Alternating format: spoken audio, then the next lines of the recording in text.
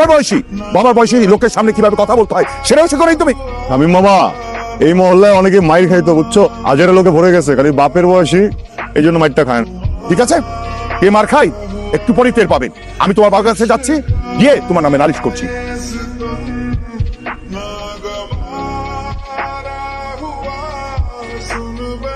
এই হ্যালো, এই excuse me ডান, আপনার তো সাহস কম না যে আমাকে ফলো করতে করতে বাসায় চলে আসছে। আমার দেখেই বুঝতে পারছি যে আপনার একটা ঝামেলা আছে। আমি যদি সহজ মস্তিষ্কে সহজ ভাষায় বলে আপনি আমাকে ফলো করতেছেন, উত্তর আছে গো।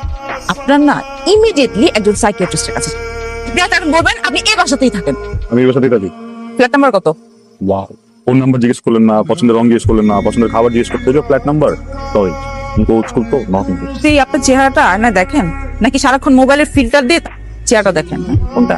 যে বাদরের মতো চেহারা, এই চেহারা দেখে কোনো মেয়ে, আমি তো দূরের কোনো মেয়ে ফোন নাম্বারও চাইবেন, আপনার ফ্ল্যাট নাম্বার তো দূরের কথা। একদম ঠিক কথা বলছেন, বাদরের মতো চেহারা নাই। আমি কোনো কারণ ছাড়া শান্ত মনে আমার বাসায় যাচ্ছিলাম, হঠাৎ করে কোনো কারণ ছাড়া পিছন থেকে একটা মেয়ে আমাকে ডাক দিল, কারণ ছাড়াই কথা বলা শুরু করলো। অকারণে এত কিছু ঘটাতে পেলো কেন জানেন? কারণ সে কারণ ছাড়াই আমাকে পছন্দ। আমার চেহারা যদি খারাপ হয়, ওই মেয়েটা যদি আমাকে পছন্দ করে, তার মানে কি জানেন, ওই মেয়েটার রুচিতে সমস্যা। ভালো থাকবেন। আসসালামু আলাইকুম। ওয়ালাইকুম সালাম। কেমন আছো মা? ভালো আছি, আপনি কেমন আছেন? ভালো। আসো আসো আসো। আঙ্কেল আসসালামু আলাইকুম। ওয়ালাইকুম আসসালাম। কেমন আছেন আঙ্কেল? আর এই বয়সে যাবো। তারপর তোমার লেখাপড়া কেমন চলছে? মেয়েটা আসতে না আসতেই লেখাপড়ার কথা জিজ্ঞেস করা শুরু করে। ওর যা বয়স তাতে তো লেখাপড়ার কথাই আমি জিজ্ঞেস করবো। তোমার বয়সে কেউ হলে তখন রান্না বান্নার খোঁজ নিতাম। অসুবিধা নেই আন্টি, ভালো চলছে আঙ্কেল। মা, তুমি আমাদের বাসায় চলে আসবে সময় পেলে। তোমার সাথে কথা বললে মনটা ভালো হয়ে যায়। আসলে আন্টি আমার তো মানে আর বুয়ার রান্না আমি আমার বাবা কেউ খেতে পারি না, তো রান্নাটা আমাকে করতে হয়। তো আসলে গল্প করবার মতো সময়ও হয় না ওভাবে, এই আর কি।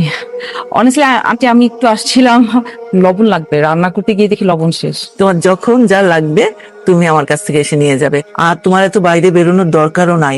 এই পাড়ার ছেলেগুলি তো ভালো না বেশি। একদম ঠিক বলেছেন। ইনফ্যাক্ট গত কয়েকদিন ধরে একটা ছেলে আমাকে এত বাজেভাবে ফলো করতেছে, বাসা পর্যন্ত চলে আসে। এত অসভ্য একটা ছেলে, খুবই অসভ্য, মানে ব্যবহার এত বাজে, কি আর বলবো। তাহলে তো ক্লাস করতে যাওয়া ছাড়া তোমার একদমই বের হওয়া উচিত হবে। তোমার যা লাগবে তুমি আমার ছেলেকে বলবে, আমার ছেলে তোমাকে এনে দিবে। আচ্ছা, তোমার ছেলের কোনো কীর্তন না করে আমাকে লবণটা দাও। তো তোমার কাজ করো না। ঠিক আছে? ওকে। এই তো ওরা। রুশো, তুমি কি এখানে ফোন কল করার জন্য আসছো নাকি আমার সাথে কথা বলার জন্য আসছো? তোমাকে কথা বলতে? তাহলে ফোনটা রাখো, আমার সাথে একটু কথা বলো। হ্যাঁ বলবো তো, বলো। তোমার সাথে আমার ইম্পর্টেন্ট কথা ছিল, কিন্তু সে কখন থেকে তুমি ফোন চালিয়ে যাচ্ছ। তুমি কি কখনো আর সিরিয়াস হবে না? মাথা গরম তো? না,